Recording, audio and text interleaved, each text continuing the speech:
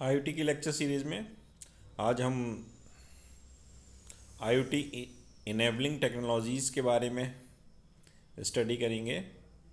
तो इस टॉपिक के अंतर्गत जो टेक्नोलॉजीज़ आती हैं उनमें से कुछ टेक्नोलॉजी जो मेन है वो यहाँ पर दिखाई गई हैं। उसमें सबसे पहले जो होती है वो वायरलेस सेंसर नेटवर्क, सेकेंड है cloud computing, third big data analytics और फोर्थ है एम्बेडेड सिस्टम। तो स्टार्ट करते हैं वायरलेस सेंसर नेटवर्क से।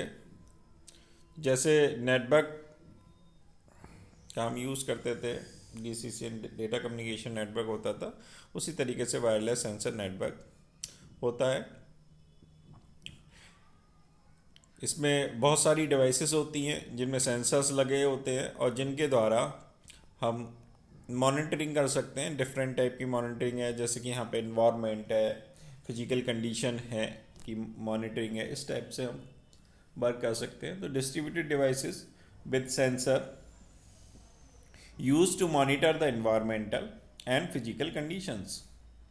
Second, consist of several end nodes acting as a router और coordinator too. इसमें क्या होते हैं कि जो नेटवर्क बन के आता है उसमें बहुत सारे एंड नोड्स जो कि राउटर की तरह बिहेव करते हैं, कोऑर्डिनेटर की तरह बिहेव करते हैं। थर्ड है कि कोऑर्डिनेटर का काम जो होता है वो सभी नोड से डेटा कलेक्ट करने का होता है और वो एज ए गेटवे की तरह बिहेव करता है जो कि वायरलेस सेंसर नेटवर्क को इंटरनेट से कनेक्ट करता है। ये काम कोऑर्डिनेटर्स का होते हैं। उसके बाद राउटर्स आते हैं। तो राउटर का काम जो होता है कि जो भी डेटा पैकेट है उसको रूट प्रोवाइड कराना, वो किस रूट से जाएगा। तो router route the data packet from end node to coordinator, coordinator तक पहुंचाने का काम करते हैं राउटर्स जो होते हैं।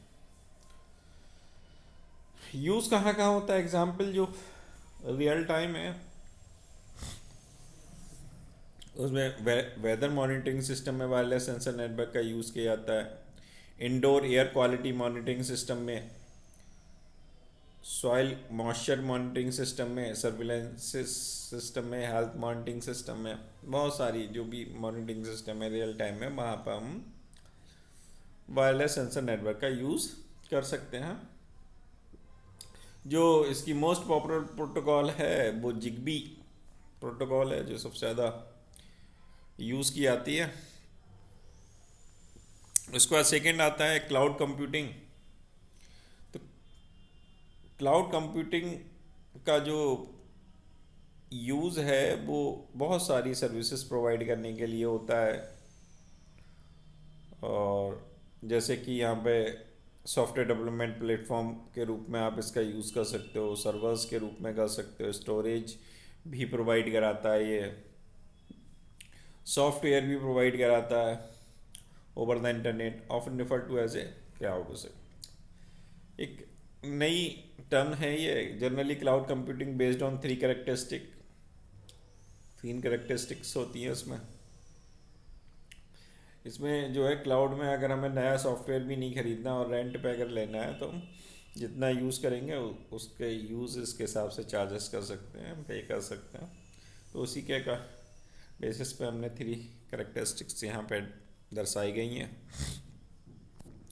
फर्स्ट है the back end of the application is completely manage by cloud vendor. तो जो भी क्लाउड वेंडर्स होते हैं उनके द्वारा जो बैक एंड एप्लीकेशन हैं वो मैनेज की जाती हैं। और सेकंड कंडीशन है user only pay for the service used. और जो क्लाइंट है या ये जो यूज़र है जो उन सर्विसेज का यूज़ करना चाहता है वो उस टाइम ड्यूरेशन के लिए उस सर्विस का यूज़ करे और उसके रिस्पेक्टिवली जो भी क्लाउड वेंडर है उनको पेमेंट कर दे।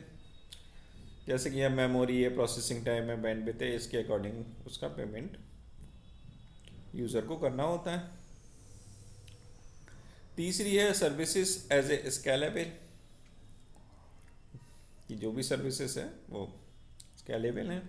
The cloud computing provide the ability to pay on demand, कि भाई जिस चीज़ की डिमांड है उसके अकॉर्डिंग, या जिस की रिक्वायरमेंट है, आपको जितने टाइम की रिक्वायरमेंट है उसके अकॉर्डिंग आप उसका पेमेंट करके अपना काम निकाल सकते हैं।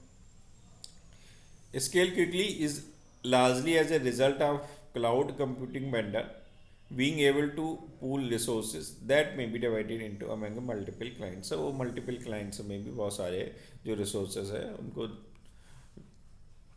डिस्ट्रीब्यूट कर सकते हैं पूल के कॉन्सेप्ट का यूज़ करते हुए।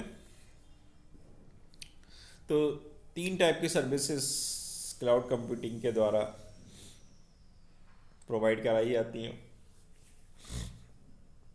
पहली है infrastructure as a service, IaaS। Second है platform as a service, PaaS। और थर्ड है software as a service, SaaS। ये हमने डायग्रामेटिकली रिप्रेजेंटेशन दे रखा है कि IaaS है, PaaS है, SaaS है। तो IaaS इंफ्रास्ट्रक्चर हो गया, प्लेटफॉर्म हो गया और एप्लीकेशन। तो IaaS में वर्चुअल मशीन हो गए, सर्वर्स हो गए, स्टोरेज हो गए, नेटवर्क हो गए, ये प्रोवाइड कराया जाता है इंफ्रास्ट्रक्चर के नाम पे। PaaS में डाटाबेस, वेब सर्वर्स हो गए, डिप्लॉयमेंट टूल हो गए, इनका यूज़ होता है। और SaaS में CRM, email, game, virtual desktop, जो भी सॉफ्टवेयर आप यूज़ करना चाहते हो। और इन 3 चीज़ों को कौन सबसे ऊपर क्लाउड क्लाइंट एक्सेस कर रहा है by using web browser, mobile app and other. Next third होता है बिग डेटा एनालिटिक्स। ये बिग डेटा एनालिटिक्स को भी सपोर्ट करता है। इसमें क्या करा जाता है कि जो भी लार्ज वॉल्यूम डेटा है, बहुत कम्प्लेक्स डेटा है, उसको एनालाइज करते हैं। तो big data analytics refers to the strategy of analyzing large volume of data। एक टाइप की स्ट्रेटेजी है जो बहुत ज़्यादा बड़े डेटा को एनालाइज करने के लिए यूज़ की जाती है। और big data, this big data is gathered from a wide variety of sources. Different sources से उन डेटा को कलेक्ट किया जाता है। जैसे सोशल नेटवर्क से हो गया, वीडियोस हो गए, डिजिटल इमेज हो गई, सेंसर्स हो गए, ट्रांजैक्शन रिकॉर्ड्स हो गए, यहाँ से हम उस डेटा को कलेक्ट करते हैं। The large data is difficult to store, manage, process and और एनालाइजिंग। तो जो लार्ज डेटा होता है वो बहुत ही डिफ़िकल्ट है स्टोर करके रखना, मैनेज करना, प्रोसेस करना, उसको एनालाइज करना, जो भी हमारे पास ट्रेडिशनल डेटाबेसेस और प्रोसेसिंग टूल्स हैं उनके थ्रू। इसलिए कुछ स्टेप की रिक्वायरमेंट होती है कि दूसरा ट्रेडिशनल जो डेटाबेस और डेटाबेस प्रोसेसिंग टूल है उनकी वजह से हम इसलिए भी नहीं कर पाते हैं क्योंकि it involve the data cleaning, processing and visualization. Lots of data is being collected and warehoused. तो web data, e commerce, purchase department, ये एग्जाम्पल दिखा रखा है। Variety of include different type of data. तो जो भी डेटा हमारा collect होके आ रहा है वो स्ट्रक्चर्ड भी हो सकता है, मतलब एक फॉर्मेट में हो सकता है स्ट्रक्चर्ड। अनस्ट्रक्चर्ड जो उसका फॉर्मेट है वो अनडिफाइंड है। सेमी स्ट्रक्चर में कुछ डेटा स्ट्रक्चर्ड होगा, कुछ अनस्ट्रक्चर्ड होगा, तो उसे सेमी स्ट्रक्चर्ड बोला जाता है। और इन सब सारों का कॉम्बिनेशन भी हो सकता है। तो अगर हम यहाँ एग्जांपल्स देखें, some example for big data generated by IoTs, जो भी IoT डिवाइसेस हैं उनके द्वारा जो बिग डेटा जनरेट किया गया है, उसमें पहला sensor data generated by weather monitoring station. जो वेदर मॉनिटरिंग स्टेशन है उनके द्वारा सेंसर्स का डेटा जनरेट किया जाता है, वो भी बहुत बल्क में है, डेली है, हर सेकेंड का, हर आवर का, जैसा भी उसमें प्रोसेसिंग अप्लाई कर रखी हो टाइम की, उसके अकॉर्डिंग वो डेटा सेव करता है। फिर सेकेंड है data generated bye IoT system for location and tracking the vehicles. तो जो लोकेशन और ट्रैकिंग कर रहे हैं व्हीकल्स की, तो उससे भी बहुत डेटा जनरेट होता है। फिर थर्ड है कि सेंसर्स एम्बेडेड इन इंडस्ट्री में सेंसर सेंस कर रहे हैं उस डेटा को। चौथा है हेल्थ और fitness data generated by the IoT system such as fitness band. Next आता है एम्बेडेड सिस्टम में IoTs क्या बहुत ज़्यादा यूज़ होने लगा है। तो embedded system is a combination of hardware और software system use to perform a specific task.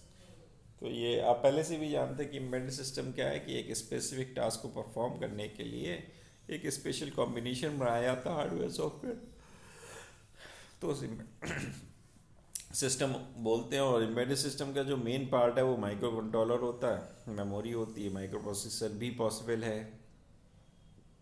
कहीं कहीं लगे आते हैं जहाँ लार्ज प्रोसेसिंग हमें करनी होती है।